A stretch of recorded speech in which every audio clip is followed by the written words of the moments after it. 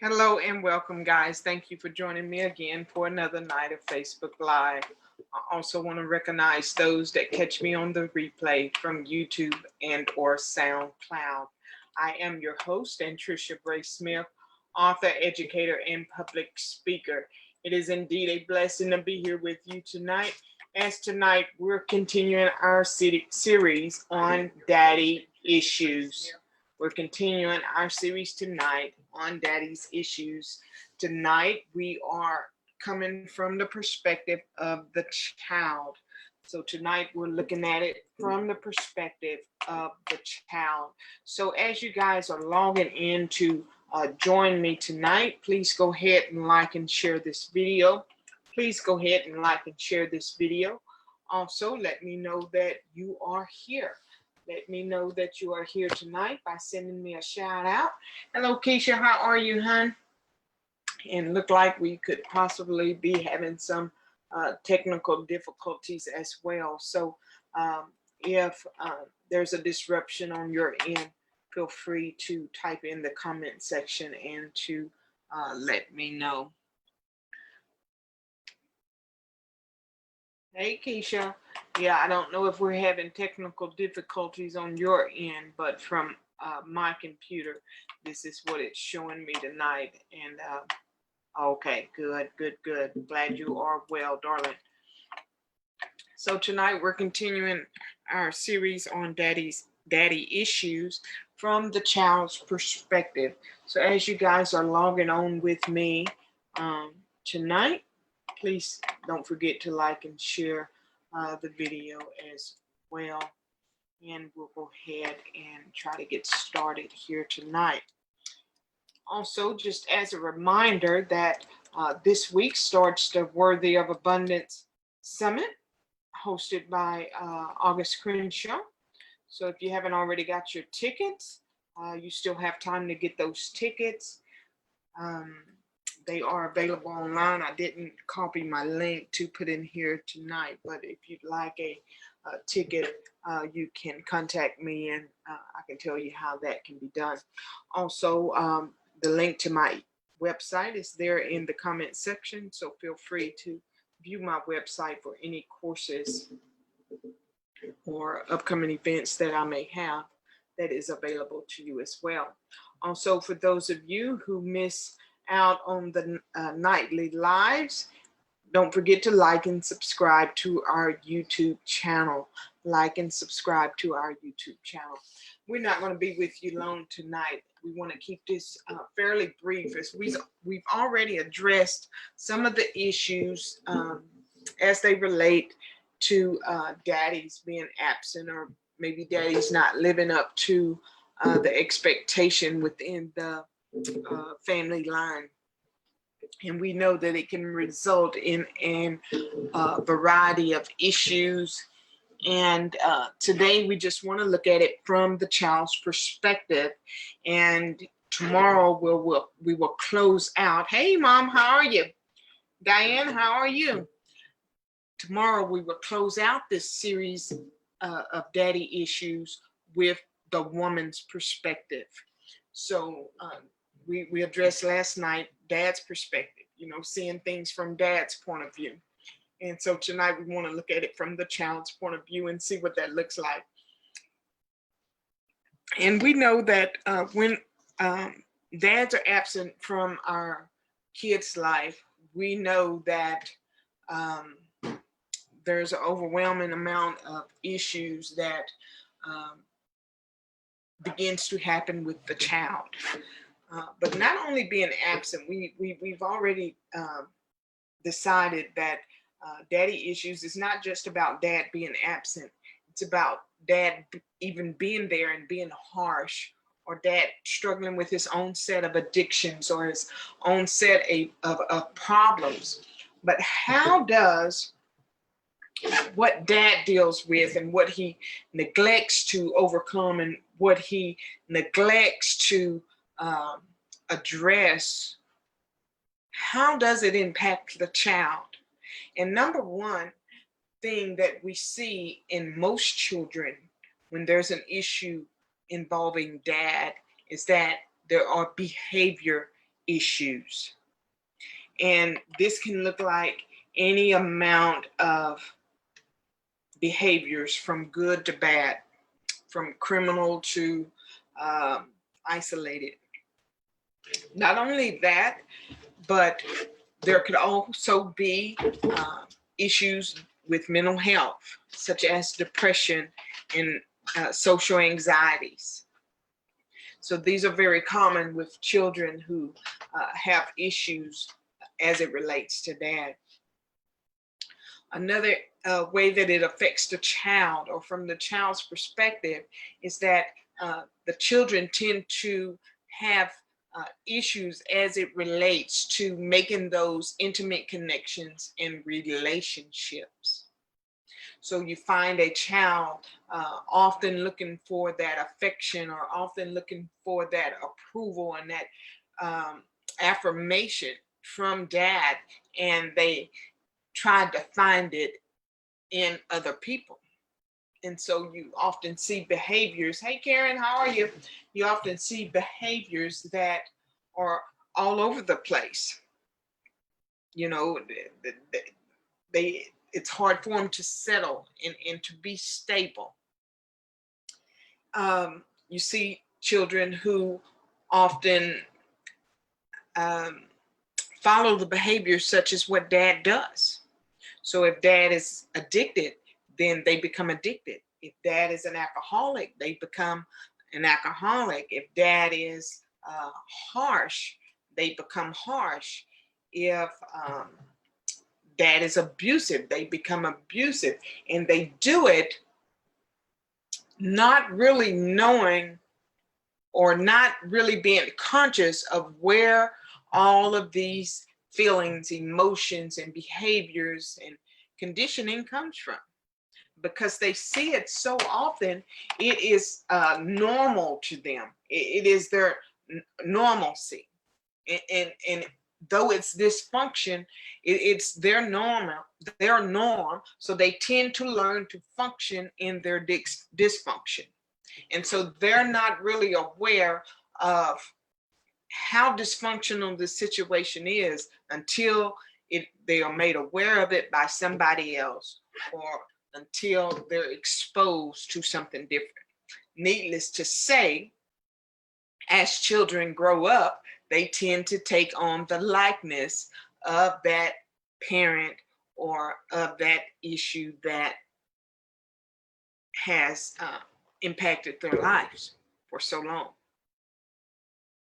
So children have an array of issues. Another issue that they have from their perspective, you'll see many of them carry guilt.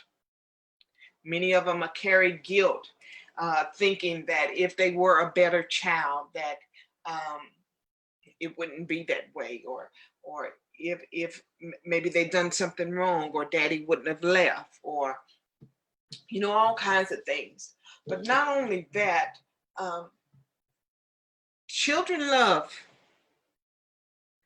and many times their love is unconditional until someone else puts their perspective in the way.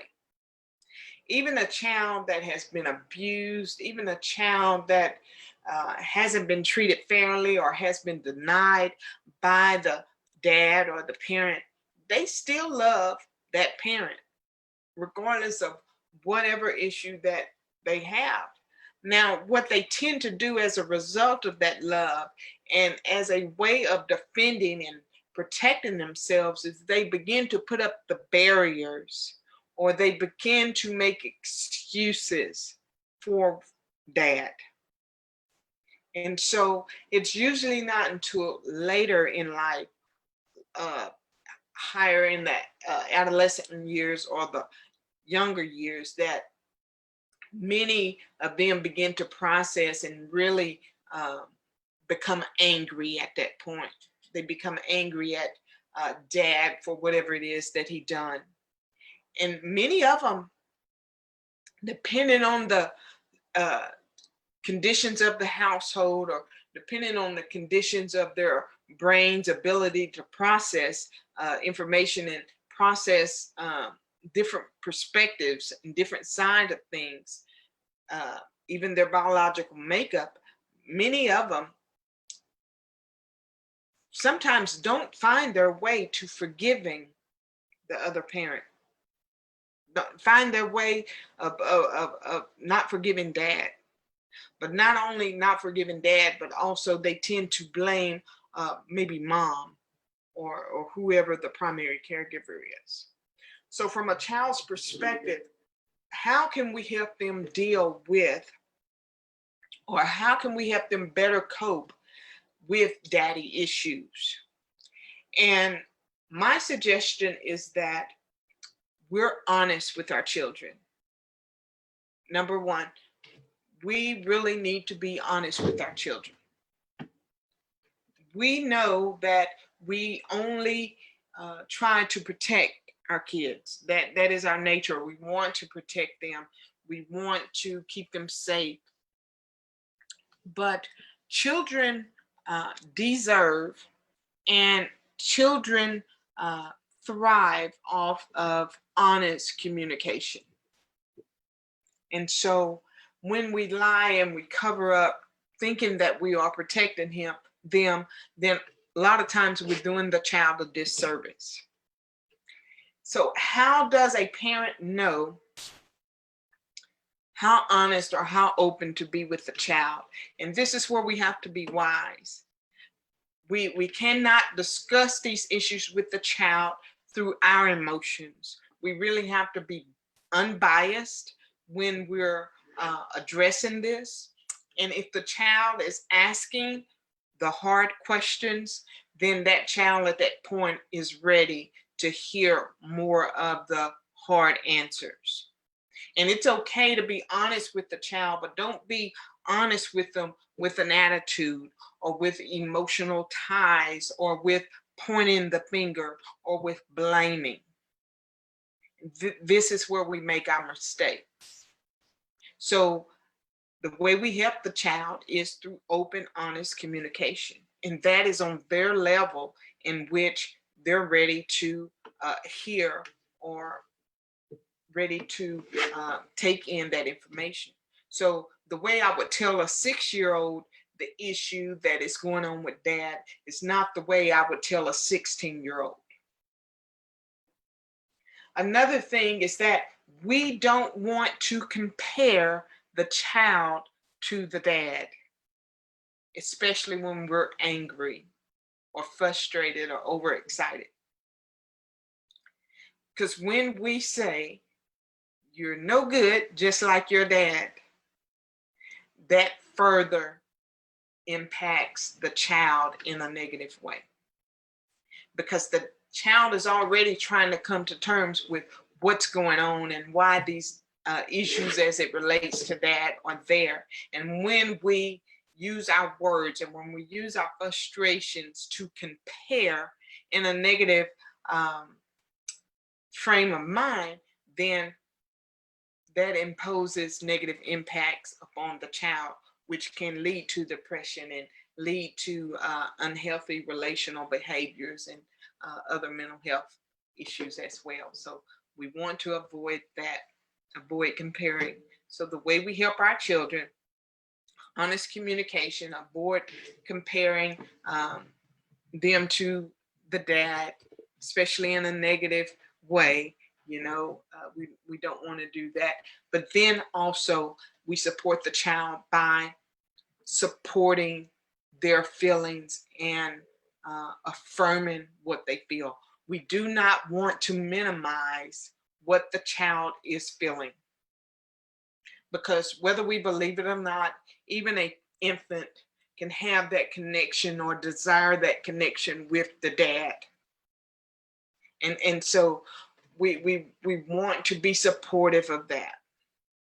We don't want to be so bitter as the primary caregiver that we neglect to give that support to the child, because it is necessary to affirm their feelings, to let them know that they're feeling a certain way or they're asking certain questions and it causes them to stir emotions and things like that. So we want to affirm that their feelings and emotions are valid.